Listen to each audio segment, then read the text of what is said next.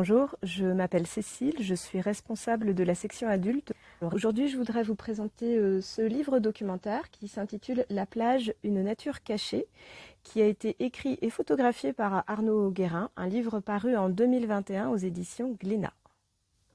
Alors j'ai choisi cet ouvrage parce que il parle de la plage, un endroit qu'on connaît bien quand on habite à Lorient ou aux alentours, et il présente la plage d'une manière très particulière. Arnaud Guérin, l'auteur, il est à la fois géologue de formation et photographe professionnel, donc c'est lui qui a tout fait, les textes et les images, et les superbes photographies de ce livre.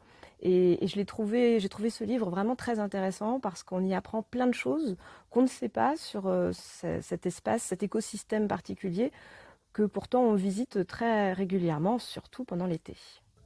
Maintenant, je vais vous lire un extrait de la plage d'une nature cachée. C'est un petit chapitre qui s'intitule « Les barilleurs ». Et moi, avant de lire ce livre, je ne savais pas ce qu'étaient les barilleurs. Donc les barilleurs sont des travailleurs de la plage. À partir du Moyen-Âge, sur les côtes de Bretagne Nord ou du Cotentin, les barilleurs récoltaient le varech pour le brûler et produire de la soude destinée à l'industrie du verre, du savon et des engrais. Sur les hauts de plage, de nombreux vestiges de fours rudimentaires en témoignent. Ce métier, exercé par les populations pauvres de la côte et des campagnes environnantes, était inhumain. Pour fabriquer une tonne de soude, il fallait brûler 5 tonnes de varech séché. Et pour obtenir une tonne de varech séché, il fallait en récolter 5 tonnes de mouillé. Le tout à la main et à dos d'homme. L'archipel de Chauzet et le sillon de Talbert étaient de hauts lieux de barillage, car ils étaient éloignés de tout, et la terrible odeur âcre de varech brûlant n'y gênait personne.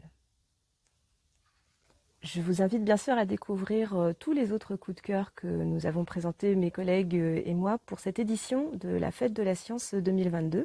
Si vous voulez découvrir en vrai voilà, tous les livres que nous avons présentés dans nos vidéos, n'hésitez pas à passer les portes de la médiathèque de Lorient. Nous vous y attendons.